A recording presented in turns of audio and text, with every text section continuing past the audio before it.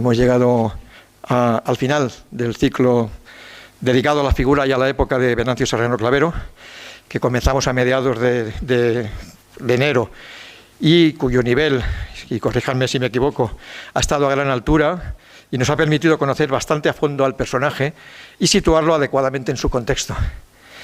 En lo que se refiere al sujeto de estudio en sí, Venancio Serrano Clavero, hemos hecho un recorrido aéreo por su vida, por la España y la Argentina en que ésta se desarrolló, por los lugares y entornos empresariales en que fue alcanzando notoriedad, como teatros y periódicos, y en este último caso, pues junto a figuras tan intensas como Blasco Ibáñez o Lerroux. Pero hasta hoy, en ningún momento nos hemos parado a leer sus poemas, sus cuentos, sus dramas, sus libretos, para conocer al menos de una manera sucinta cómo escribía, cuál era el estilo o estilos del Serrano Clavero escritor, cuáles sus influencias, quiénes los destinatarios de estos textos. Hoy llegamos un poco a ese detalle de la mano de nuestro último invitado. Es curioso, pero en una tierra que ha dado tantos poetas, periodistas, pintores, músicos, actores, científicos, muchos de ellos no fueron conocidos por sus contemporáneos, por los que habían sido sus vecinos, sus compañeros de colegio. Algo que hoy, lo corroboro, sigue sucediendo.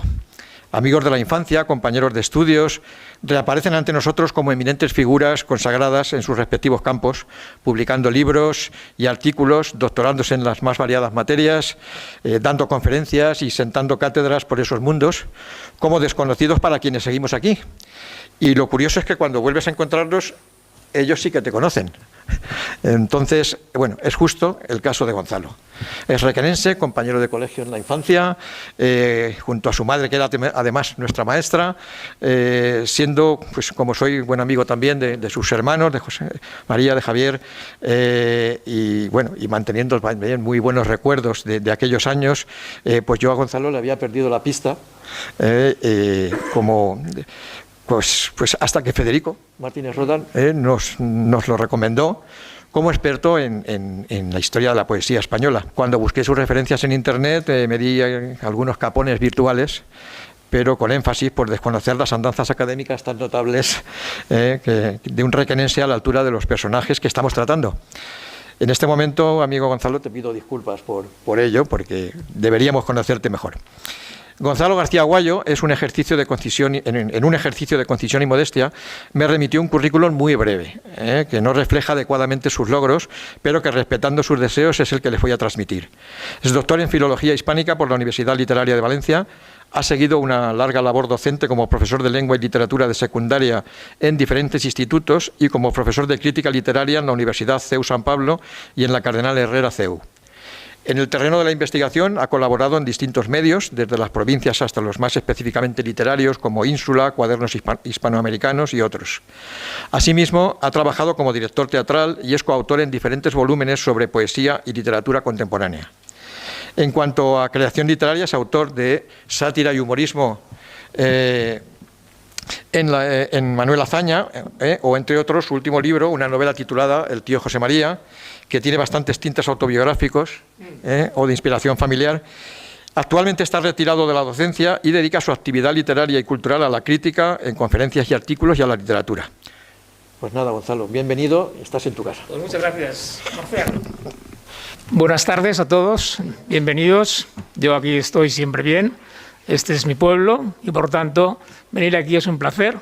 Y en este caso hablar de una figura tan señera, sobre todo en Argentina más que en España, como es el poeta Serrano Clavero, me trae a mí resonancias de la infancia, porque claro, Serrano Clavero, sentimentalmente yo al principio pues sabía muy poco, sabía que era el nombre de mi colegio, que costó mucho de hacer. Entonces hasta que entré en ese colegio recuerdo que estuvimos los niños de entonces, aquí tenemos a alguno compañero de viaje, recorrimos diferentes edificios de Requena, como era el Instituto Viejo, que le llamamos Instituto Viejo, que ahora es un museo, claro, Museo de Requena, o el Instituto Antiguo, o sea, el nuevo, quiero decir, el instituto que hoy sigue vigente como tal, como instituto. Bueno, el caso es que me llamó por teléfono nuestro querido Marcial y me dijo quién era el personaje, y yo le dije que tenía muy poco sobre él, más que fantasías y poco más. y me dediqué a buscar y a enterarme realmente de su trascendencia en el terreno literario. Y como vi que se hablaba mucho de su personalidad, de su biografía y de sus, digamos, sus andanzas por América y demás, pero no vi, digamos, el lado que me ha recordado Marcial, que era el lado puramente literario y textual, ¿no? O sea, los textos. O sea, para mí la biografía es importante, pero si no hay una corroboración de por qué es importante ese señor, en este caso Serrano Clavero, pues me parece un poco fraude, ¿no? Hay que ir, en el fondo, a la obra. Yo es lo que siempre, como crítico literario, suelo hacer, ¿no? Pero cada uno, en este caso, no estoy creando ningún tipo de forma de hacer una charla, sino que estoy informando de cómo voy a hacerla, nada más, ¿no? Y voy, pues, bueno, pues algunos de nosotros fuimos testigos, ¿verdad?, como he dicho antes, de la larga construcción de ese colegio que llevaba su nombre, que yo no sabía que llevaba su nombre hasta hace poco, porque yo recuerdo que era el colegio y punto, no le llamábamos por un nombre concreto, no sabíamos quién era. Luego ya sí, Serrano Clavero, con mis sobrinos, que han ido también algunos de ellos, pues ya digo, bueno, sí, pues este era el colegio donde yo estuve, que ahora sigue siendo también lo mismo, un colegio, ¿no? Entonces hay una continuidad. Entonces, a lo que, digamos, aparte de estos recuerdos biográficos, digamos, al principio no recuerdo si tenía nombre aquel colegio, ¿no?, como estaba diciendo ahora. Y entonces me explicó un señor que este Serrano Clavero tenía un nombre muy castizo, además, que se llama Don Venancio, ¿no? Venancio, digamos, tiene una sonoridad muy típica de viejos tiempos, ¿no?, porque nadie se llama Venancio hoy en día, ¿no? Venancio Serrano Clavero. Muchos más alumnos han pasado por esta escuela hasta hoy, como iba diciendo, y siempre, pues, el paraíso de la infancia, porque la infancia es el paraíso y el resto de la vida es un poco apechugar con lo que te ha tocado vivir, pero siempre la niñez se pasa bien, ¿no? A no ser que sean niñeces un poco, digamos, tocadas por la desgracia. Normalmente, los que yo recuerdo, éramos niños alegres, y los que íbamos a ese colegio, pues hemos continuado viéndonos, porque claro, éramos de aquí todos, ¿no? Y entonces me viene a la memoria recuerdos amables y menos amables en las aulas, que normalmente, claro, un niño en las aulas está como enjaulado, ¿no? Entonces lo que recuerdo mucho era el patio, que era un patio enorme, sigue siendo un patio, para mí como era pequeño, pues era más grande todavía, ¿no? Y entonces recuerdo los juegos de entonces y estas cosas que me llevan ahora, bueno, pues de esa memoria, me lleva a la memoria de qué he hecho yo con este personaje, cómo he conseguido sus poemas, sus conferencias, porque claro, es un hombre que se dedicó a muchísimas cosas, como ya sabéis, o os habéis enterado por otros conferenciantes, que incluso llegó a ser un pionero del cine, ¿no?, en Argentina. Eso ya lo habrán contado aquí de sobra, ¿verdad? Pero a mí me asombró sencillamente la cantidad de actividades que tuvo. Entonces yo pensaba que era más bien un poeta, pues eso, un autor de obras teatrales, es decir, más bien castizas de la época, libretos de zarzuela, que tienen mucha poesía. Evidentemente aquí, cuando yo pongo como título lírica y escena en la obra de Serrano Clavero, quiero decir que es todo lo mismo, porque él escribió en verso, tenía una facilidad enorme para versificar. Esto es muy popular, muy de raigambre, que hoy en día, pues, versificadores ya no existen, ¿no? Yo en mi infancia conocí a alguno que hablaba en verso, ¿no? Pero como una ave rara. Pero ahora ni siquiera el verso se produce de una forma más bien seria, más que antes, que era más jocosa, que es lo que vamos a ver de Serrano Clavero, que era un hombre con mucha chispa, con un talento y digamos, una forma desenvuelta y rápida de hacer poesía. Por eso se le llamaba continuamente a asuntos culturales o a brindis dedicados a un personaje. Él estaba siempre ahí, era el que decía los versos del homenaje, y por eso se le conocía más de manera popular en aquella época.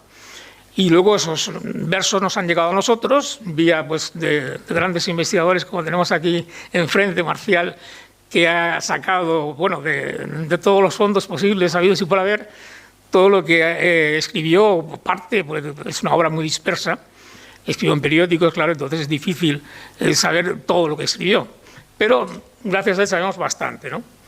Entonces, a partir de aquí, me invito a compartir con los amigos de entonces y los amigos de ahora, porque no recuerdo enemigos. Eso es una cosa que me ha sucedido siempre, ¿no? No conozco enemigos, o por lo menos de manera consciente. Y ahora, pues, llegado a una cierta edad, pues, uno se pone sentimental, ¿no? Y habla de Venancio Serrano Clavero, y pues se acuerda de algunas de las cosas que hacía en aquel momento, este que se está hablando ahora, y que tenían que ver con la literatura. Siempre me había gustado, me había traído eso del verso, ¿no? Cómo es posible que hubiera gente que escribía tan bien, de forma tan rimada, con su capacidad, ¿verdad?, para este tipo de trabajo. Y ahora me doy cuenta de que eso se ha perdido. O sea, realmente el mundo poético, lírico, digamos, métrico, digamos, el verso medido, el verso tradicional español, pues ha desaparecido, ¿no? Es una de las cosas que, bueno, pues hay que echar de menos, ¿no? Pero bueno, gracias a gente como cronistas, como Marcial aquí presente, o como don Rafael Bernabeu, que también fue mi maestro en tiempos, bueno, pues sabemos por Bernabeu, por ejemplo, en su libro sobre Serrano Clavero y su infatigable trabajo de requenense de pura cepa, bueno, pues encontró, digamos, datos ya que antes de que, digamos, Marcial extendiera esos datos y diera más razón de todo lo que escribió, pues sí teníamos a un conocimiento a través de Rafael Bernabeu, con un libro dedicado a él, a nuestro poeta, y luego tenemos Crónicas, que es la revista, por cierto, se llama Crónicas, en que aquí el Robinson literario ha escrito todos los artículos. Bueno, una revista con todos los artículos son de su autor, del mismo autor y director de la revista, claro. Y muy bien, entonces, a partir de ahí, de esa revista, empecé a entrar ahí en lo que es el trabajo de Serrano Clavero. Publicó la totalidad de los artículos con su firma, por lo menos parte de los artículos con su firma. Tiene un inventario aquí, el amigo de todos, evidentemente no transcritos, sino que están puestos como en fichas, como se hacía antes, ¿verdad?, para que eso en el día de mañana se publique, supongo. En fin, todo esto siempre es un misterio el mañana, ¿no?, que ocurrirá. Pero lo que tenemos aquí presente es que publicó en vida mucho, que estuvo en España menos tiempo del que estuvo en Argentina, en el sentido de escritor de fama, y que por tanto los argentinos deberían estudiarlo más que los españoles o requenenses. Sin embargo, aquí también hizo su carrera sobre todo como periodista, también como autor de versos populares, de poemas populares, pues, por ejemplo, en los momentos en que hay fiesta en Requena o en cualquier otro sitio, como son los carnavales, ¿no?, típicos, digamos, poemas introductorios de lo que es el carnaval, y en el que va desgranando pues, su talento, su ingenio, porque tuvo mucho ingenio y mucho humor, sobre ese momento, que sería el momento del carnaval, ¿no? Tuvo, por tanto, que abandonar España pronto. Entonces estamos hablando de los finales del siglo y principios del siglo XX, finales del XIX y siglo XX. Entonces había una gran crisis económica, vital, en fin. Hay que recordar, todo el mundo lo sabe, ¿no?, el desastre del 98, y como él, pues apenas en Valencia tuvo resonancia, luego viajó a Madrid, luego a Barcelona, y de Barcelona se fue a Argentina y a hacer las Américas, ¿no? Como su amigo, diríais bueno, pues amigo, pues sí, amigo de Blasco Ibáñez. Es una de las cosas que más me ha impactado este personaje, la cantidad de gente universalmente conocida. Entonces, Vicente Blasco Ibáñez llegó a ser el escritor más leído y uno de los autores más traducidos. Y, por supuesto, en Hollywood tuvo también su impronta, ¿no? El caso de Serrano Clavero es una dedicación la suya que va, efectivamente, desde conocer a los grandes hasta a los que hoy en día no nos suenan, pero que en su momento tenían su interés, ¿no? Sobre todo a través de sus brindis, podríamos decir, que eran continuos, porque se le llamaba para eso, ¿no? Tenían una especialidad y esa era la suya, ¿no? La de hacer brindis. Hoy este género se ha perdido y se minusvalora como poesía de circunstancias. Se dice esto es poesía de circunstancias, no vamos a perder el tiempo hablando de esto, ¿no? Entonces, bueno, pues es bueno perder el tiempo, sobre todo cuando ya no existe este tipo de poesía, ¿no? Aunque sea, digamos, un fósil, bueno, pues nos sigue divirtiendo leer, ya digo, estos poemas. Entonces, oye, nos conformamos con un brindis donde nadie habla casi, ¿no? Donde está el tic, tic, tic, y ya está. Pero entonces los brindis eran largos, ¿no? Entonces había que ser muy ingenioso para no ser pesado. Entonces, en eso consistía el ser un buen brindador, en este caso, ¿no? También es muy crítico y muy satírico, ¿no? En el mundo político, en el terreno político que le rodea. Luego hablaremos un poco de su ideología, que no está muy clara, ¿no? Por lo menos en nuestros cánones actuales no sabemos muy bien cómo ponerlo, cómo situarlo, ¿no? Pero vamos más adelante, ¿no?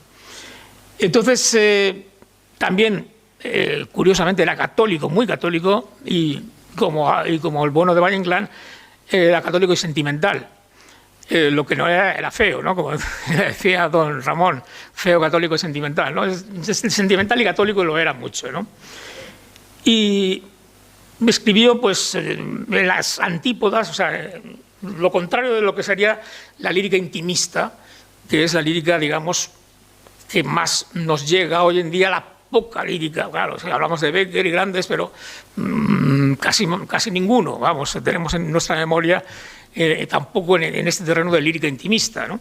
Hay que ser muy seguidor de la poesía, hay que ser o pertenecer a ese mundo que es un poco cerrado, para seguir hoy en día a los poetas más conocidos o más dignos de ser conocidos, ¿no? Bueno, voy a beber un poquito de agua.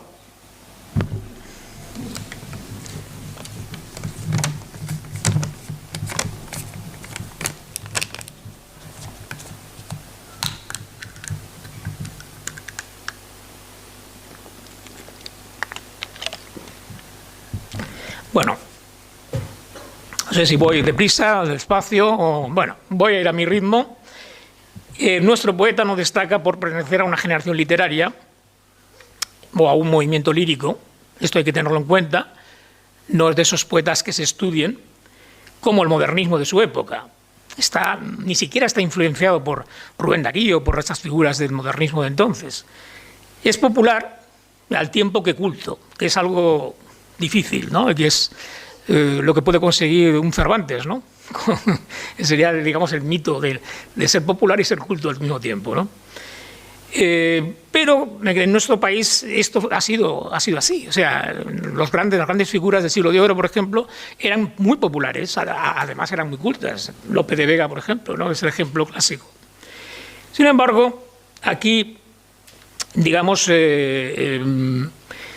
no estoy minusvalorando la tendencia, digamos, de los autores decididamente cultos, o que no quieren, digamos que su poesía despacha o retira la atención de los que no son cultos como él, ¿no? Entonces, en general, este tipo de poesía hermética, que se llama la poesía cerrada, está muy alejada de lo que es la poesía de la tradición española, ¿no? O sea, es más rara. Podemos tener incluso a Góngora, que es el autor culto por naturaleza, el cultista, ¿no? El que hemos estudiado todos, que también era muy popular, o sea, que también tenía su lado popular, pero que eso sí, sus poemas cultos no hay que los entienda, sino realmente haces una disección, ¿no? O sea, es muy difícil, ¿no?, entrar ahí en esa poesía. La de nuestro poeta es una poesía llana, fácil, como vamos a leer algún ejemplo. No dejo de llamar la atención de la expresada cultura desde lo popular en sus raíces, en el caso de nuestro poeta, con un lenguaje elaborado y está dirigida a la mayoría. Aquí no todo está dirigido a la mayoría, son formas populares, zarzuelas, poemas de circunstancias, todo está dirigido a la mayoría. Constante en la obra de nuestro autor es la tradición hispánica que hemos visto de otras creaciones. Y sobre todo su sentido musical. Aquí un músico como Marcial puede entender efectivamente cómo ese sentido musical se traslada al verso, ¿no? Y ahí está la música del lenguaje. Y él está pues, en ese mundo de la tradición, desde su pueblo, desde Requena, ya desde joven tiene acceso a una biblioteca de un conocido de su familia, y donde él empieza ya pronto a leer autores clásicos, ¿no? Bien. Vamos a ver las constantes en su obra poética. Vamos a centrarnos más en lo que es constante en él. Hay ciertos temas tratados más allá de la poesía, pero incluida esta. Temas que tienen que ver con, como he dicho un poco antes, con su crítica social, digamos, ¿no?, que tiene, y su identidad republicana. Entonces no era raro eso de ser republicano. Al fin y al cabo, la primera república había tenido lugar apenas 30 años antes, ¿no? O sea que realmente ser republicano no significa ser de izquierdas, ¿no?, como diríamos hoy, ¿no? Era un liberal, eso sí, claramente liberal, que entonces sonaba más bien a eso, a izquierda, pero sin estridencias zurdas, estas estridencias, digamos, que se relacionan con la agitación. No, él no agitaba a nadie, ¿no? Era un burgués y buscaba pues, un razonable buen vivir, ¿no?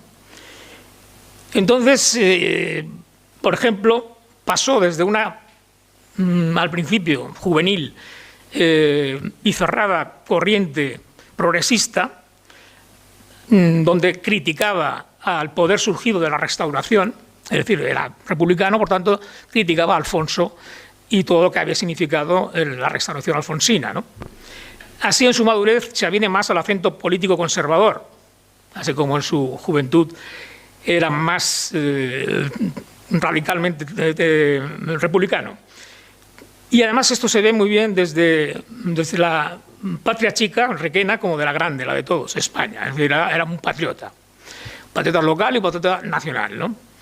En el pie de una fotografía suya escribe, una fotografía que hemos conocido, gracias a Marcial, dice: si Dios, al haberme formado de la vida en el crisol, hubiérame preguntado ¿qué quieres ser?, de contado le hubiese dicho español.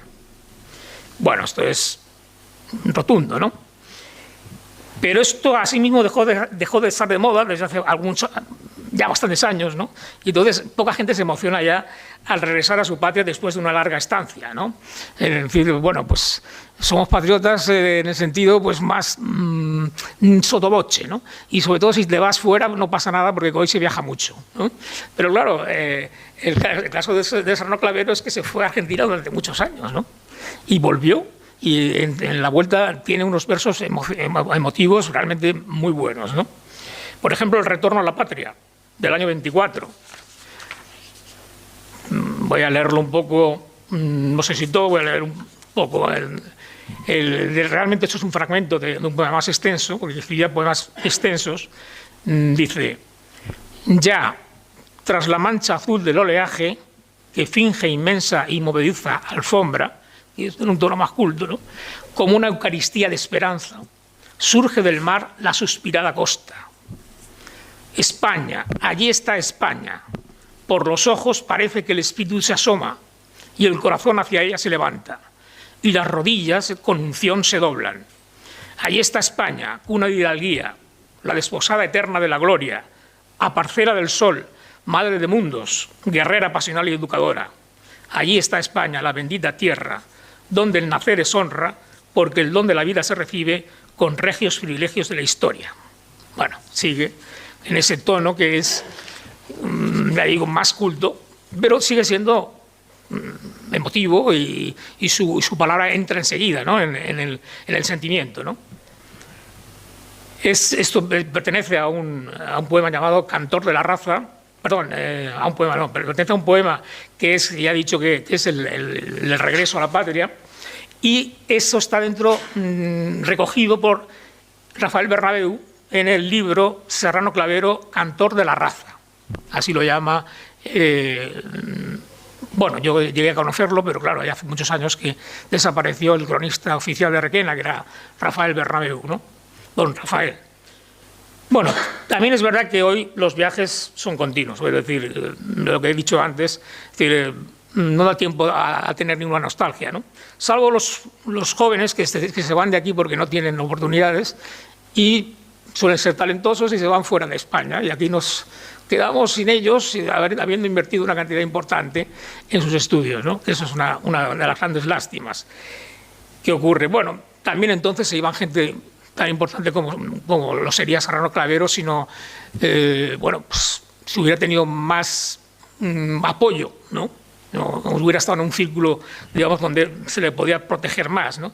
Pero bueno, hoy como ayer, la gente se va, la gente española, muchos españoles se van fuera, porque fuera tienen más oportunidades de progresar, ¿no? Eso hay que decirlo claramente, porque lo tenemos delante de nosotros, ¿no? Pero bueno, volviendo a la charla que nos ha traído aquí, el patriotismo en general era común, esto era común, en tendencias políticas contrarias. Había patriotismo en la izquierda como en la derecha. Como también la reverencia o exaltación de la religión católica, en su representación popular sobre todo. Hoy sigue, pues eso, pues en la Semana Santa, en momentos muy puntuales, sigue todavía esa cultura popular, ¿no? En el caso del joven Serrano, como caso común, se podía ser anticlerical y religioso a un tiempo, lo cual tiene gracia, ¿no? Aunque el anticlericalismo lo guardaba para la prensa o los poemas satíricos. Y él sabía muy bien en qué contexto situarnos, ¿no? Llegó a escribir sátira contra la Iglesia aquí. ¿Pero qué Iglesia? La Iglesia que a mí no me gusta, ¿no? Pero la otra, la que representa a la cultura hispánica, esa la respeto, ¿no? En otro contexto. En el caso del joven Serrano, ya digo, pues se somete a las formas métricas tradicionales, no hay ninguna innovación, lo cual está bien, no hay por qué innovar si la cosa está bien hecha, un soneto es un soneto, no hace falta inventar otra cosa, ¿no? Y tampoco se atenía a la diversidad ideológica, es decir, ya hemos comentado antes que hay temas, la religión, por ejemplo, que incluso dentro de la izquierda tenían sus cantores, ¿no? O sea, que no era algo exclusivamente del mundo que podíamos representar como el mundo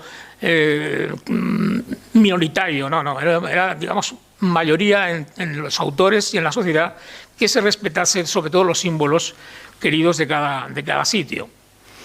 Entonces, en Clavero resultan abundantes los versos dirigidos a la Virgen y a otros motivos religiosos. Así en esta advocación de la patrona de esta nuestra ciudad. Ya sabéis que sigue existiendo en la semana de las fiestas un mantenedor donde se habla se dedica, digamos, a la Virgen textos, bueno, como estos, dentro de esta tradición, quiero decir. Esta es una plegaria a la Virgen Santísima de los Dolores de una fecha ya tardía, o sea que ya había vuelto estoy hablando un poco de los versos que de vuelta ya a la patria, ¿no? En el año 24. Dice en ellos: escucha, madre doliente, la plegaria de mi amor, que sube a besar tu frente, cumbre pura del dolor. Los puñales que atraviesan tu corazón maternal sobre nuestras almas pasan con amargura mortal. Madre abatida, rosa tronchada, fuente de la vida, flor de pasión, reina y patrona de mi corazón. Bueno, ese es un verso menor, que podía ser acompañado fácilmente de una vihuela o de una guitarra, ¿no?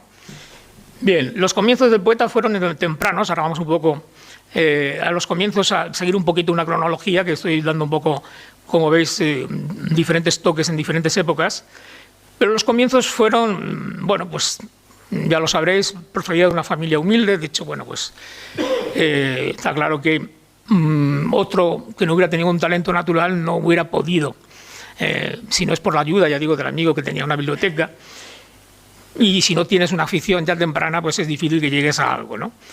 Sin embargo, su formación procede de las lecturas, como he dicho, del poeta Herrero, que es el personaje que, digamos, sería indirectamente su mentor.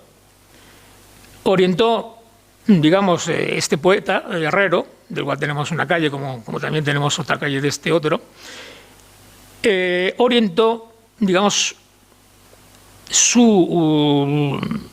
lo que él pensaba que tenía habilidades, el poeta Herrero del otro poeta, las orientó hacia poemas de los, digamos, conocidos de la época, ¿no? Poemas de los bates, en fin, de los poetas del siglo XIX, que estaban, bueno, pues muy en boga todavía, ¿no? Como Espronceda, como Bécquer, etcétera, ¿no? Y dice Bernabeu, Rafael, dice: y por si esto fuera poco, el audacia del autodidacta comenzó a perfilar sus primeros versos que, según propia confesión, mantuvo en secreto durante largo tiempo. Años después, recordaba que tenía de ellos una vaga idea.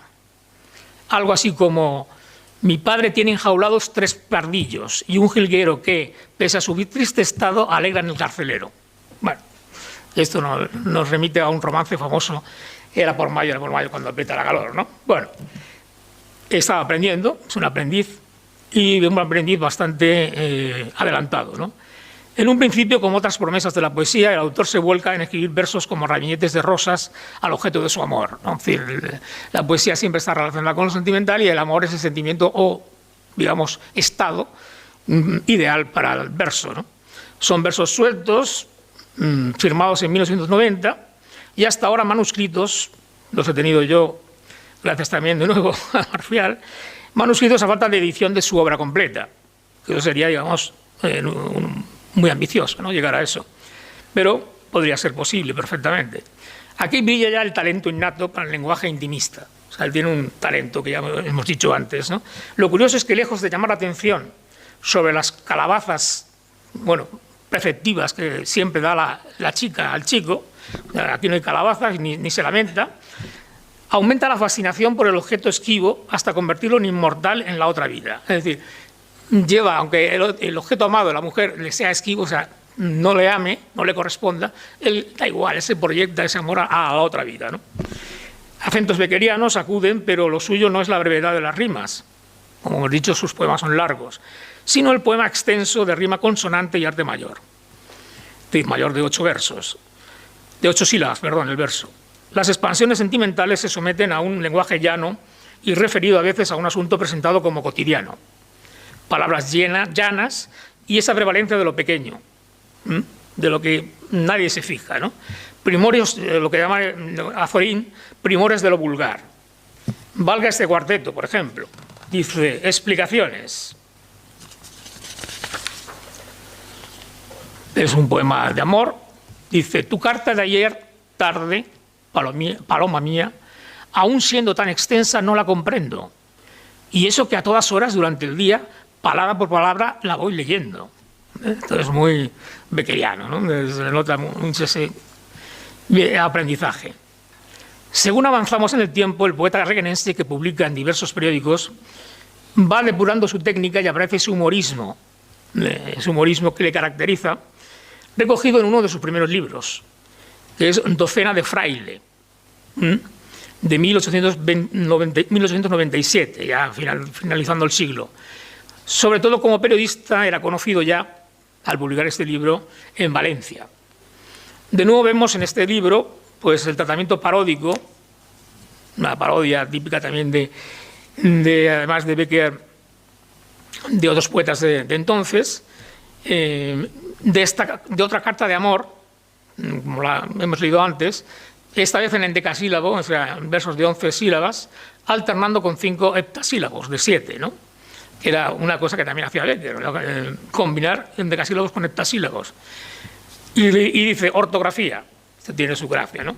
¿Qué quieres aprovechar? ¿Qué quieres aprender ortografía para evitar así que yo me ría de tus cartas? ¡Horror! Nunca, bien mío. No aprendas, por favor, yo te lo ruego. ¿Para qué aprender, di, si no me río? Bien al contrario, enamorado y ciego, cuando leo tus cartas me entusiasman esas haches que pones en amor, en infiel, en ilusiones. Tan pequeños descuidos no me pasman. Con que yo soy poeta y escribo a veces cazador con Z. Es una tontería que quieras aprender ortografía. Cumple al pie de la letra mi consejo. Tienes más poesía cuando escribes con G, caja y espejo. Yo nunca me he quejado ni me quejo de que escribas vivir con B de burro. Y es que lo mismo da, según discurro, poner en cajón G y en gallo J. Por último, y de terco no me taches, para ser yo dichoso, tú me bastas. Pero por Dios, cuando me pongas astas, ponlas, acuérdate, con muchas H's. En fin. Ya antes de vivir en Valencia, su tono festivo se adapta muy bien a los brindis de boda, bueno, también de boda y de personajes, digamos, cotidianos, no conocidos. Y la letra del carnaval, como he dicho antes, un ejemplo de cómo se adapta al romance. El romance es el verso popular por naturaleza. El romance es nuestra tradición, el origen de todo, ¿no? De hecho, gracias a su estudio de los romances, Menéndez Pidal pues, recibió un premio en la época cuando publicó los romances hispánicos. Son, digamos, una cosa única en el mundo, ¿no? Bueno, pues en este caso tenemos que, siguiendo la técnica del romance, en este caso tenemos la sátira, ¿no? Tenemos el lado ya de atacar un poquito, ¿no? Y dice, en la playa, niña hermosa que en la arena hundes tu pie seductor. A donde llegan las olas no te aproximes, por Dios. Piensa que junto a la orilla hay siempre algún tiburón y la carne de las niñas es su bocado mejor. Vuélvete, marinerilla, vuélvete pronto al peñón. No enseñes así desnudo tu tobillo encantador. Tobillo, ya ves. Mira que los tiburones tienen un hambre feroz y se encuentran un descuido, aprovechan la ocasión. Bueno, independiente de si cantan sus poemas o componen una obra ligera de teatro, digamos, su facilidad para el verso, como he dicho, es decisiva. Esto lo hacía él en un momento, ¿no? Lo tenía dentro. Antes de abordar el género de la representación del teatro, en el sentido festivo que venimos comentando, aparece un verso también en publicaciones, bueno, pues ya importantes, antes de irse a Argentina, como en El Pueblo, el periódico que dirigía Blasco Ibáñez, y en una sección que se llama Todo Trapo, especializado en el subgénero periodístico de la sátira política y anticlerical. Entonces ahora vamos a ver el lado más, que nunca hay él en él, ¿no? En sus ataques tampoco se mete a fondo, no se recrea, ¿no? Podemos comprobar esta beta humorística en este fragmento, siempre va por el humor, ¿no? Dice, Flor y confeti, ese es de 1904. El caballo de espadas, encabritado, es carta que en Sevilla casi ha pasmado. No hay que pasmarse, sino imitar al jaco y encabritarse. Ayer vi una procesión entre rural e ilustrada. Cuánto clérigo golotón, cuánta cruz, cuánto pendón y cuánta flor deshojada. Bueno, la flor deshojada ya se sabe a qué se refiere, ¿no? Bien.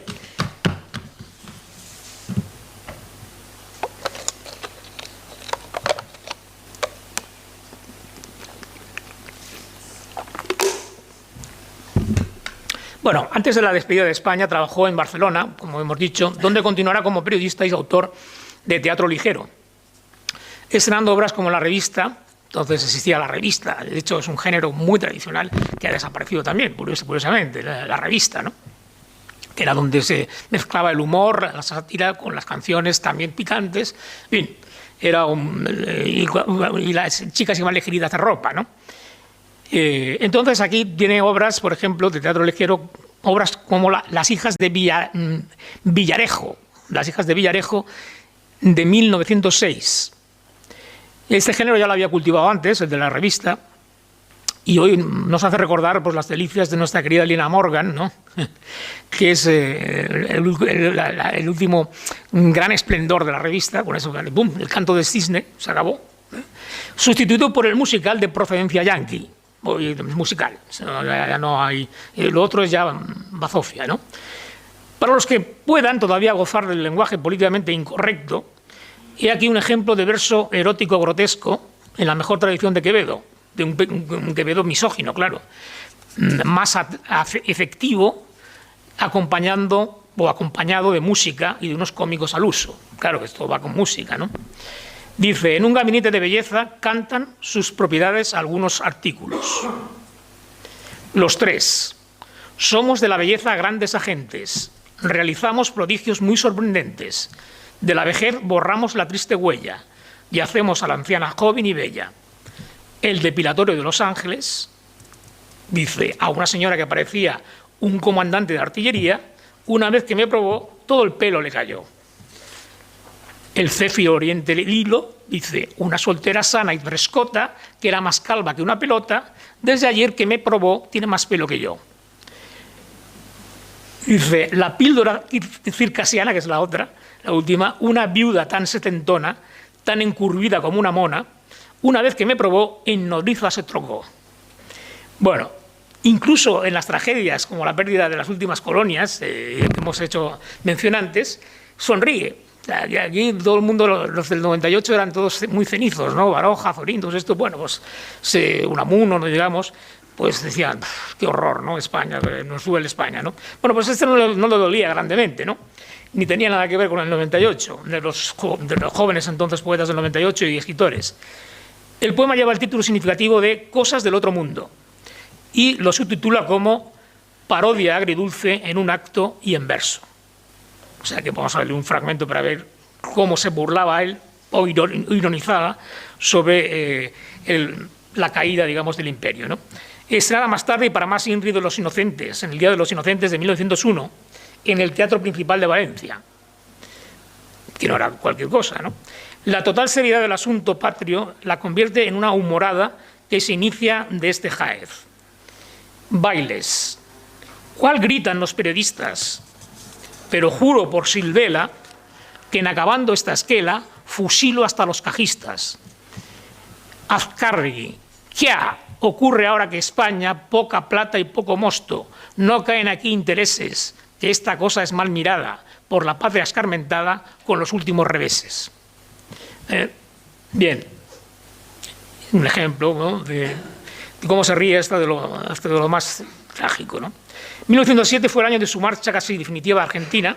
Solo 2 años antes de su muerte, en 1926, volvería a España, como hemos dicho antes, con la intención de volver. O sea, él no quería quedarse en España, él quería volver a Buenos Aires, que es donde tenía su público realmente y sus amigos, ¿no? Serrano publica antes una recopilación de poemas publicados en distintos diarios barceloneses, titulada Berzas en vinagre. Ya en el título pues ya podemos colegir de qué trata, ¿no? Como el título hace prever, nos va a deleitar con su poesía coloquial, un poco al modo de un Campo Amor, que es otro de los que tienen siempre a mano, el gran Ramón de Campo Amor, que se manifiesta enseguida como antítesis del tipo de poeta laureado. Esos clásicos poetas, ¿no? Nos da la clave del epígrafe del título el propio autor cuando se dirige al lector. Verzas llamo, y no versos, a estos renglones escritos sin pausadas meditaciones. Berzas son de mi huerto, las he guardado, bañadas en vinagre con gran cuidado. Lector, te las ofrezco de buena gana, mi musa, más que diosa, es hortelana. No tienen estas líneas otro motivo que servir a tus ojos de aperitivo. Bueno, pronto escribirá unos versos de autorrepresentación de una revista de Buenos Aires al mismo presidente de la República. Es decir, tener en cuenta que tenía estas relaciones y le llevaban hasta conocer al presidente de la República Argentina, ¿no? No cabe duda de la seguridad que tenía en su musa, bullanguera, ¿no?, que era para escribirle de esa manera al presidente, ¿no? Extraemos aquí esta definición de su tipo de poesía por antífrasis, es decir, por contraste irónico, previniendo después al presidente de por qué le escribe, y es por un motivo burlesco en torno a la moda femenina de sombreros. tan aparatosos que, entre otros muchos achaques, no dejarán ver al público lo que se represente ante él. Claro, los sombreros tapaban, ¿no? Dice, del sol al último rayo, como un cursi escribiría. Marchaba yo el otro día por la Avenida de Mayo, pensando en sentidas odas que jamás escribiré, cuando parado quedé ante una tienda de modas. En el teatro, señor, cuando alguien tenga delante ese líbano elegante, desgraciado espectador. Bueno, es un fragmento. En un ejercicio de curiosidad, ya que las referencias de nuestro autor no solo son no hay más que las de Marcial García Ballesteros y Rafael Bernabéu, me asomo a Internet, claro, siempre hacemos el vicio, ¿verdad? A ver si hay algo en Internet, ¿no? Y encuentro una antología de poemas de distintos autores bajo el común denominador de poesía de figuras históricas hispanas, donde aparece una selección del libro Rosal de España de Clavero. Ya que esto es lo que hay en Internet, o sea, una antología, publicado precisamente en 1925, ya muy próximo a su muerte, como si hubiera adelantado su despedida al año siguiente. En el poema España, que es en la última época muy recurrente, es la propia nación quien se convierte en sujeto lírico del poema y toma la palabra para relatar sus propias virtudes, entre las que aparecen personajes medievales como el Cid o los reyes católicos. En Himno de Amor, la exaltación se proyecta sobre la ciudad de Valencia. Finalmente, Isabel de Castilla es un monólogo de la reina, género lírico teatral tan frecuentado por Serrano, sobre la posibilidad de costear un viaje hacia el oeste de Cristóbal Colón, que se ubica espacialmente en los alrededores de Granada, poco antes de la conquista de la ciudad y de la marcha de Boabdil. Es un poco la situación del poema. Todavía sumamos un poema inédito de noviembre de 1925, solo unos meses antes de fallecer el 15 de abril del año siguiente, que nuestro amigo Marcial me ha enviado hace poco. Se editó la extensa dedicatoria en un cartel donde se anuncia un banquete celebrado al gerente de la Plaza de Toros de de Valencia. Bien, aquí se presenta como un especialista en este tipo de brindis, que ya hemos dicho ingeniosos. No asustarse, señores, yo no traigo un discurso embotellado, como otros que presumen de oradores, y es su cerebro un disco impresionado. Un disco rayado, diríamos hoy, ¿no? Bien, no sé si estoy pasando del tiempo o queda un poco más. ¿Está bien? Ya sabemos que tanto en España como en Argentina fue nuestro ilustre requenense un autor reconocido por sus versos, ya hemos visto, cómicos satíricos, pero también por sus representaciones y espectáculos. Se prodigó, como ya indicamos, en canciones, relatos, libros de zarzuela, revistas, piezas teatrales y, muy importante, como orador público, ¿no? Que también un gran orador. Aunque su obra en prosa está reflejada en sus artículos, el resto de su producción la hizo en verso, que es, digamos, donde contextualiza la literatura. La literatura para él es poesía. Y es porque él se consideraba y era considerado sobre todo como poeta festivo versificador, ¿no? Allí se le rindió homenaje con banquetes y otros actos en su honor. Recorrió el país como hombre insigne en sus múltiples facetas, dirigió cine, representó artistas y ensalzó en todo momento todo lo español. Mucho más conocido en vida que el propio Bécquer, no fue conocido, como sabéis, sino una vez ya muerto publicaron sus amigos sus versos, respetado en su pequeño círculo, eso sí, Bécquer, pero cuya fama es póstuma. A Serrano le ocurre lo contrario. Fue olvidado como tantos otros desde hace un siglo. Sin embargo, ambos tienen en común que se dedicaron al periodismo, y no lo sabemos, pero no se dice. Bécquer hizo cosas como libretos de zarzuela, que no iban a ningún sitio porque no tenía gracia. Eso sí, tenía mucha más gracia la serie cómica humorística que hizo con su hermano Valeriano, titulada Los Borbones en pelota, que es un verdadero escándalo de obscenidad, ¿no? O sea, que era bastante... Bécquer no era el Bécquer romántico que todos conocemos, ¿no? Tenía sus escapadas erótico-festivas. Bien, ambos tienen en común que dedicaron, ya digo, era periodista, vivía de eso Bécquer, y los libretos, que había mucha afición a la zarzuela, tremenda, ¿no? Era una cosa que se agotaba. Como tantos otros, pero sin éxito. Bécquer nunca tuvo éxito, así como él sí. como Serrano sí. ¿Cómo acudió a la poesía burlesca? Lo hizo junto a su hermano Valeriano. Bueno, ya está, esto ya lo he dicho antes. Valga como ejemplo de lo que se dice del poeta intimista, ¿no? Tan idealizado. No, en realidad, pues él tenía su genio, evidentemente, en los versos, y lo otro era su vida, ¿no? Bastante miserable, por cierto, ¿no? Acabó muy joven, muerto, como todos sabéis. Desde luego, nuestro compatriota hizo las Américas, eso está claro. En cuanto a fama se refiere, fue su carrera en el mundo de la escena la causa de que pudiera llegar a muchos, claro, y se convirtiera en una celebridad. Si echamos una mirada a Wikipedia, bueno, encontramos poco. Sin embargo, el artículo a él dedicado utiliza una frase quizás superlativa, excesiva, para lo poco que la justifica su autor. Es decir, ahí lo pone como algo que ha oído, ¿no? Venancio Serrano Clavero es considerado uno de los mejores escritores y poetas de la Comunidad Valenciana y llegó a alcanzar fama a nivel nacional y a nivel internacional, sobre todo americano. Eso lo pone en Wikipedia, en fin, es un poco exagerado, ¿no? Añade que su primera contribución a la escena era Requena por dentro, o El sueño de un desdichado, y fue estrenada en el Teatro Jordá. Hay que tener una memoria de... bueno, supongo que sabrás, el Teatro Jordá. Claro, Romea. Y posteriormente en el Teatro Romea, el año 1894. También se llegó a representar principalmente en Argentina. Fijaros, no llegó a Argentina. Pensaba que... Solo local, no. Pensaba yo que... Resulta curioso que una obra tan temprana y de asunto tan local, por eso, claro, me extrañaba que se hubiera representado allí. Bueno, desde luego sus obras más relevantes las compuso allá, eso sí, sus obras más relevantes. Su vuelta a España, como hemos visto, fue también su despedida de este mundo. En la escena, y vamos concluyendo, hay una tradición del verso que mantiene viva Serrano Clavero. En la zarzuela y en las obras tanto serias, las menos, muy pocas, como cómicas.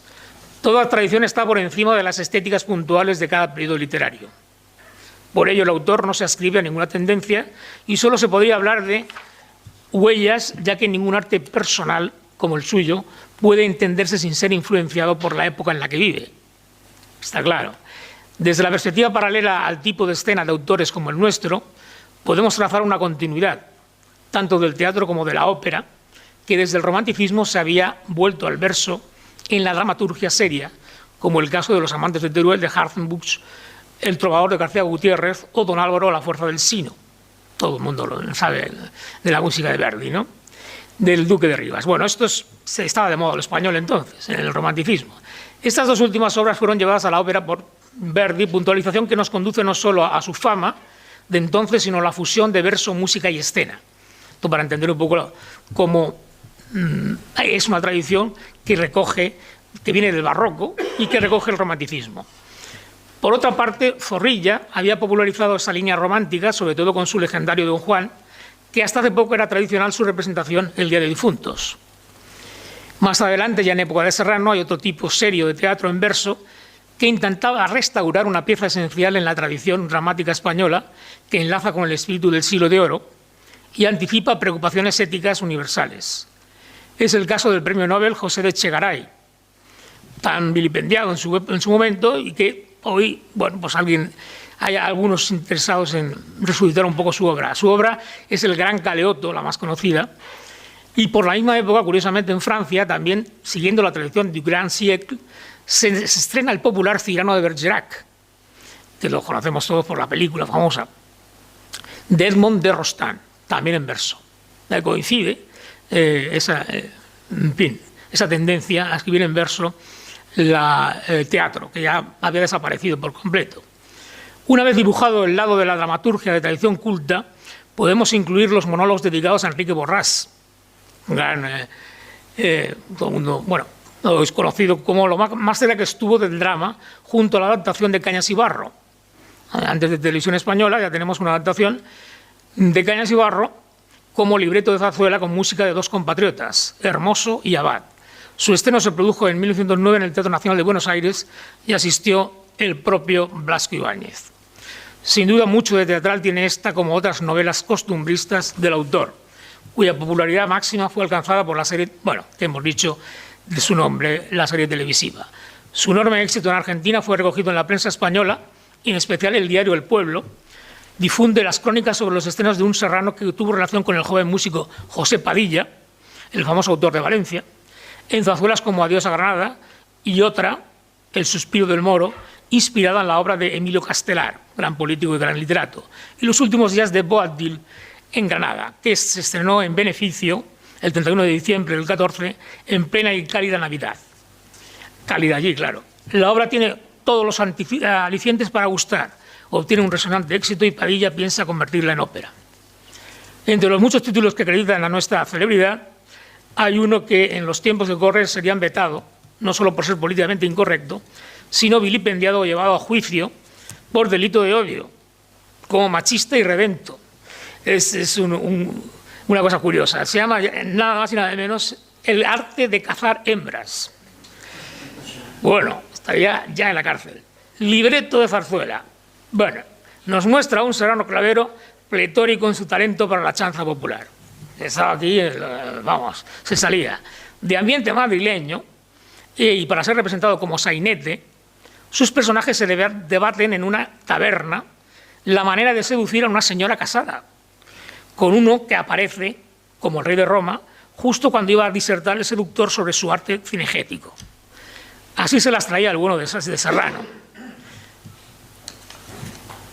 Acerca el cartílago, dice un personaje. Estoy loco por la flor de esta taberna. Timo.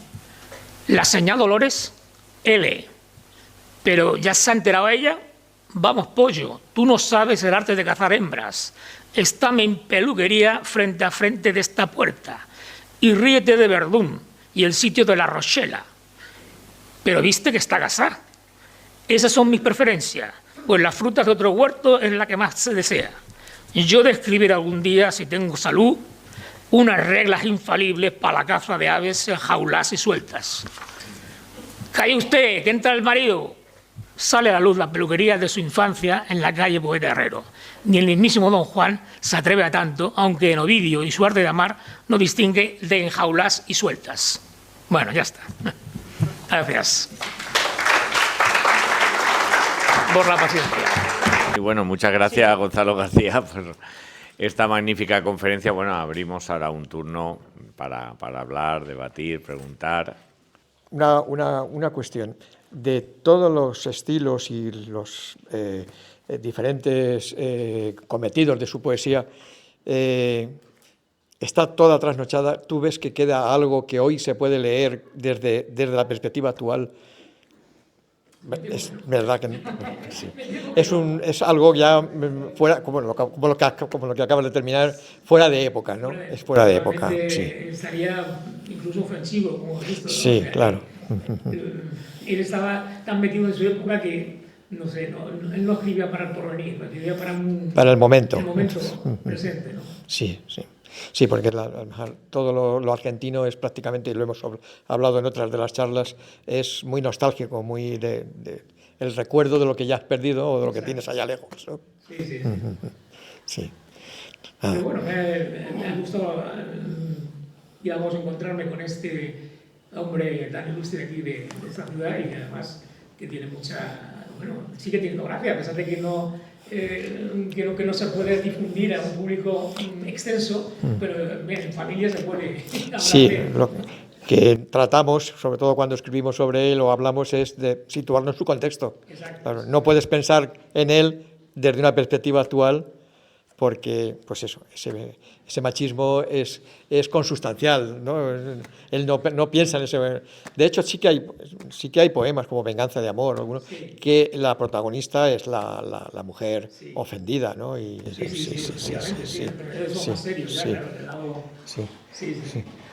Luego, lo que has comentado al principio, ese anticlericalismo, yo lo comentaba también en la charla, en el sentido de que él es anticlerical fuera de Requena. O sea, su poesía religiosa, la plegaria que has leído es una canción, está musicada por Mariano Pérez Sánchez, sí. Pero esas canciones o esos gozos o esas poesías religiosas son para Requena siempre. Siempre. Nunca son para Valencia o para otro sitio. Allí, allí si hay que tirar piedras a la procesión del Corpus, se le tiran. Sí. Es una dicotomía muy clara para él. Sí. Sabe dónde hablar y qué decir en cada ¿En qué contexto está? Efectivamente, sí. ¿Queréis?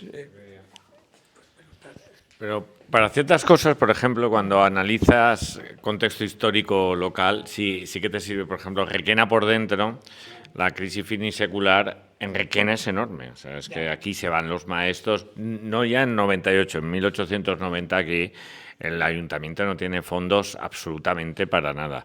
Y eso lo retrata, es de 1894, puede ser Requena por dentro, y retrata de una manera jocosa Serrano Clavero esa etapa en Requena de una persona que viene fuera y que viene siempre con unas creencias, uy, aquí en Requena me voy a desarrollar mucho, aquí voy a encontrar, y después con todos estos personajes que es el tren, que además los humaniza, el tren es un señor y todo esto, la plaza de toros, etcétera, y es una cosa satírica y jocosa, realmente nos sirve a veces cuando estamos analizando esta crisis de Requena de finales del siglo XIX, para esto está muy bien. Y después vamos, los maestros, sí, bueno, lo de los maestros fue... Los maestros se fueron todos, es que se fueron. Sí, cerraron las escuelas. Es una situación que es verdad que los maestros lo pasaron mal en general en España, pero es que en Requena fue terrible. Aquí ya se fueron directamente, o sea, porque el ayuntamiento no les... Entonces, hasta la ley de 1901 pagaban los ayuntamientos a los maestros, con lo cual era ese problema que el último que pagaban era el maestro. En ese y se tuvieron que... A la vecindad, al que le llaman gallinas, alguna cosita. Efectivamente, era como se mantenían, pero aquí no se pudieron ni mantener. Y que vamos a tener la oportunidad, ¿verdad?, de 4 piezas teatrales, si las quieres decir, porque el 16... Sí. Bueno, nuestro próximo evento es el 16 de mayo y vamos a hacer un grupo de teatro de Requena, sin consenso, 4 obritas breves en las que, una de ellas, En secreto, que es un monólogo, trata de... Es a final de siglo, es cómico, pero te está diciendo cómo está la situación en Requena en ese momento. Esa es En secreto, luego las otras son ya sudamericanas, es La samaritana, que es la que ella los personajes están situados en Valencia, pero es una artista venida a menos, pero que conserva ese señorío de los adoradores alrededor, ¿no? Pero está situada en Valencia, aunque se estrenó en Argentina, pero está situada en Valencia. Sí. Luego hay una comedia en la que es un joven que busca novia, se precisa una novia.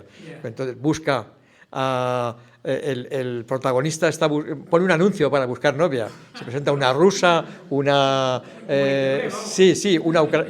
ucraniana, fíjate, una ucraniana. Sí. Y resulta que al final del todo, pues no adelantar mucho, pero que la verdadera protagonista la tiene en casa, que es la criada, que es gallega, la galleguiña, ¿no? Sí. Y luego vamos a terminar precisamente con la de Enrique Borràs, con La caja del violín, que es un drama tremendo. Es un drama de llorar, vamos, casi de... Sí, eso está hecho. Él hizo varios monólogos para artistas muy concretos, Enrique Borràs, Lola Membrives, ¿sabes? María Santoncha, que entonces estaba empezando, Amparo Guillén, que fue... aquí la adoraban en Requena porque ella venía a hacer teatro. ¿Tiene que ver con los Guillén de...? Sí, claro, es la primera, es la Amparo y Javier Ribelles son los padres de Amparito Ribelles y de Rafael Ribelles, exactamente. Sí. De esa saga que aún hasta hoy a los Larrañaga, vamos. Sí. Y yo contacté con ellos gracias a Joaquín Climent, para saber en su momento, para hacer un artículo. Bueno, participad, por favor, estamos en... No hay... Sí, Alfredo, sí. Me ha parecido entender, no lo sé seguro, pero Blasco Ibáñez viajó a Argentina a ver una adaptación. No, es que Blasco Ibáñez tenía mucho que ver con Argentina porque él hizo ahí un viaje y entonces se quedó fascinado por las tierras que había allí y entonces invitó a muchos valencianos a que fueran ahí a comprar tierras y porque eso era un vergel, ¿no? Argentina. Entonces en una de esas, claro, pues estaba presente creo recordar que estaba presente en la... A ver, Serrano Clavero era redactor del Diario Español de Buenos Aires, Claro. que estaba dedicado a la colonia española. Entonces fue el encargado de recibir a Blasco Ibáñez en Buenos Aires, en el puerto de Buenos Aires. Una fotografía de él recibiéndolo, y él fue el que lo acompañó a todas partes durante la primera visita de Blasco Ibáñez, como antiguo redactor del pueblo y como amigo personal. Más que Blasco Ibáñez era una gloria mundial, ¿no? Bueno, Yo es con el que cine... él iba allí a hacer conferencias muy bien pagadas. Era el escritor mejor pagado del momento. Eran dos personalidades, desde luego. Lo que pasa es que, claro, una desconocida y otra, Blasco Ibáñez, aunque hoy en día también Blasco Ibáñez resulta difícil de resucitar, muchas cosas que le dicen, oye, esto es... pero sí, pero es Blasco Ibáñez, ¿no? O sea, no es alguien a olvidar, ¿no? Es un clásico. Es un clásico, entonces ya todo... Claro. Pero las novelas regionalistas son las que menos me interesan hoy en día de Blasco Ibáñez. Eso más la catedral, contra la... Dime. Hola, buenas. Hola, ¿qué tal? A mí me choca muchísimo el contraste de su personalidad, que siendo una persona aparentemente tan atea, tuviera ese amor y ese cariño a nuestra Santísima Virgen de los Dolores y a nuestro patrón San Nicolás. Es una cosa que no deja de ser chocante. Pero eso pasa hoy en día también. Esas personas que en Semana Santa se pegan por llevar la Virgen y luego no la ves en misa. Y luego ya no van a misa, sí. Es un sentimiento popular, ¿no? Exacto, Ese arraigo, ¿no? exactamente con la religión, tiene que ver con algo sentimental que hay en el ser humano. A veces tiene que asociarse a algo para creer en algo, aunque sea, no creen en Dios, pero creen en la profesión, creen que ellos pues participan en algo que está en el corazón de todos, ¿no? Entonces, Sí, está arraigado ¿no? está arraigado familiarmente. La primera época de Serrano Clavero, que publica muchos de sus poemas en Gerona, en la lucha, Sí. hay algunos poemas muy religiosos, pero vistos desde ese punto de vista, desde ese punto de vista más agnóstico, o más, menos, ¿cómo diría yo? Menos litúrgico, vamos a llamar, ¿no? O sea, de lo que sería la Iglesia Católica en general. No, él ortodoxo, eso es, gracias. Efectivamente, él tiene su creencia, pero siempre desde ese punto de vista externo. También porque, claro, vive una época en la que el poderío de la Iglesia, sobre todo a nivel local, es agobiante, ¿no? Entonces, claro. En la época en que estaba de moda las novelas con cura, ¿no? Que se llamaban. Clarín, ¿no? La regenta. Sí. Se tenía que tener novela con cura, que el cura se acuesta con alguien, ¿no? No se puede típico. Sí. Que la sobrina va a la sobrina y no viene la amante. Claro. Eso ya... Bueno, lo que pasa es que, claro, también viene de una tradición local que también hay que tenerla en cuenta, ¿no? Porque, bueno, aquí tenemos ejemplos como el de Toribio Mislata, ¿no? Un cura del que sabemos que por lo menos tuvo 7 hijos. Sí. Y entonces, claro, lo tiene, claro, es que además un sacerdote que muere 2 años antes de que nazca Serrano Clavero, o sea, casi son contemporáneos, ¿no? Entonces, claro, esas cosas se ven. ¿Dónde aparece lo de eso? ¿Está en alguna historia local? Está bueno, yo hice un artículo en Oleana, sí. Sobre todo. Personaje, impresor, cura, impresor, sí. mitinero, sí. Boticario, sí. Era boticario también y además es uno de los primeros dirigentes republicanos en Requena. Siendo sacerdote, el cura, sí. Bueno, el cura lo empiezas a ver desde la Primera Guerra Carlista en adelante, es un personaje de agitación de masas. Sí. Bueno, cuando los cóleras aquí, que eran terribles, que no fueron terribles, tuvieron una ratio bastante más grande que a nivel nacional y a nivel valenciano, o sea, las ratios aquí de cólera. Y cuando finalizaba siempre se hacía un Te Deum y como orador se cogía a Toribio Mislata, sí.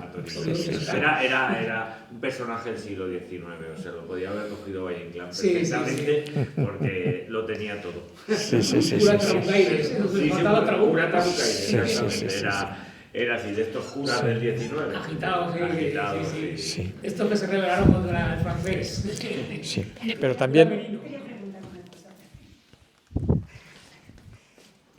Quería preguntarle si cree que la censura explícita incentiva el ingenio de los creadores en contra de esta censura más explícita, que lo que hace es cercenar, ¿no?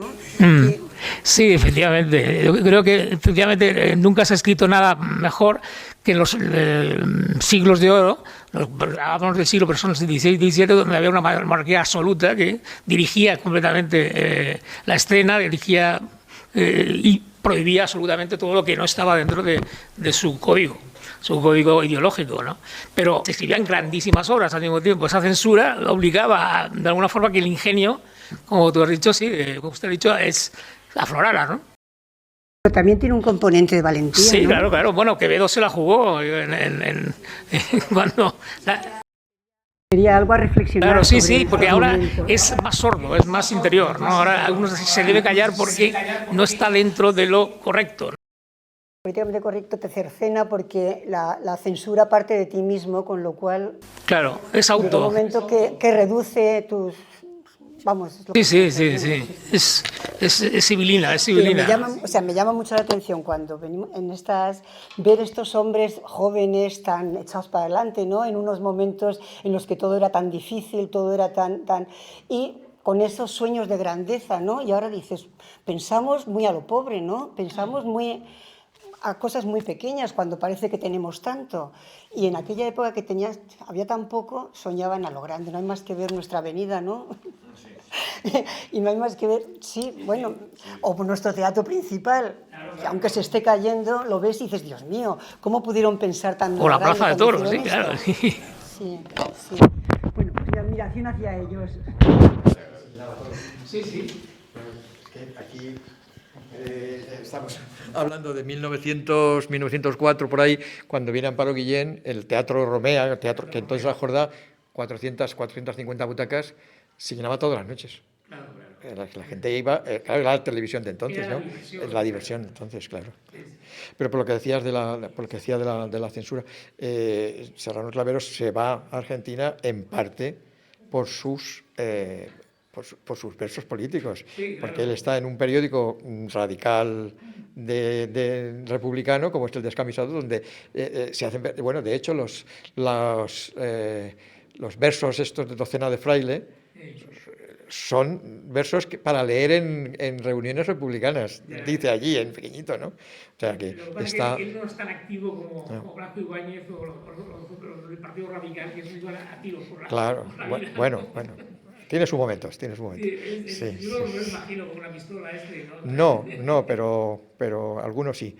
Pero bueno, y luego hay otra cosa paradójica, y es que el regresa en el momento que acaba de empezar la dictadura de Primo de Rivera, y lo primero que hace es ir a ver al rey, al que había estado vilipendiando en la prensa catalana continuamente. O sea, son cosas, esas cosas... Sí. Pues muy bien, no sé si tenéis algo más y... ha sido... Pues nada, muchas gracias, Gonzalo, porque yo creo que has culminado muy brillantemente esta 12ª aula de cultura Feliciano Antonio Lleves. También tengo que agradecer a Marcial, que es el factotum de todo este centenario de Venancio Serrano Clavero, y la verdad que con estas 7 charlas magníficas nos ha ayudado a entender no solo la figura tan polifacética y poliédrica también de Venancio Serrano Clavero, sino solo el contexto, porque también hemos tenido conferenciantes que han analizado el contexto periodístico, el contexto político, etcétera. Entonces yo creo que ha quedado muy bien. Agradecer a todos ustedes su presencia y también a Revista Valencia Interior, que bueno, ha hecho la verdad que las grabaciones se quedan en YouTube y son magníficas, están muy bien editadas. Hay 4 ya editadas y faltan las otras 3, pero que tenéis la oportunidad también de verlas por YouTube o decir a compañeros. Entonces, muchísimas gracias. No damos por finalizado la 12ª aula de cultura, pero no los actos, porque como hemos dicho, el 16 de mayo, que es sábado o domingo. El sábado tenemos la función de teatro breve de Serrano Clavero. Sí. Es en el Teatro García Berlanga, porque, como sabréis muchos, el teatro principal se cierra ahora en mayo para instalar el aire acondicionado, entonces todos los actos programados en el principal se trasladan a San Antonio. Y luego, pues bueno, nos quedará también en la... En verano a lo mejor está igual en verano, en agosto... Sí, es la previsión. Sí, sí, la previsión es que si las obras van como deben y eso, pues tenemos también reservada una fecha durante las fiestas para representarlo en el teatro principal, la obra teatral. Después tenemos en junio, durante la Feria del Libro, tenemos una exposición dedicada a todo el patrimonio que hay de Serrano Clavero en el archivo municipal. Y, por último, en noviembre, todo lo que es la música, sobre todo la música religiosa vocal, pero bueno, vocal, o sea, religiosa y profana, de Serrano Clavero con música de Mariano Pérez Sánchez. Haremos un concierto en la semana previa a la Semana Musical de Requena con el Orfeón Universitario de Valencia, y ese concierto se grabará para un disco.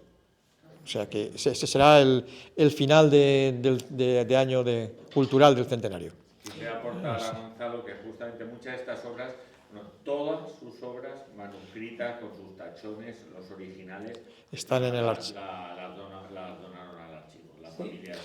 Una nieta de... Es un archivo completísimo. Hay más de 1.200 documentos ahí. 1.200 documentos. Sí. De todo, Pues esas obras que te hemos mandado, todo lo que eso está ahí. Las Sí, zarzuelas, todos los originales, sí. con sus correcciones, que como sabes siempre es Claro. lo más valioso en un autor, está, y gran parte de ellas, todas no. Y luego lo que hemos hablado también de lo que es musical, o sea, no solamente de esa música que vamos a grabar, sino que la mayoría de las zarzuelas tenemos la música. O sea, si hoy hubiera un grupo que quisiera o pudiera representarlo, pues el arte de cazar hembras se podría representar. Sí. Bueno, de hecho estuvo a punto de ser representado en el Princesa en Valencia, pero por un fin de temporada no se hizo. O sea que sí, en su momento casi se representa en Valencia. Así que nada, gracias a todos y nos vemos.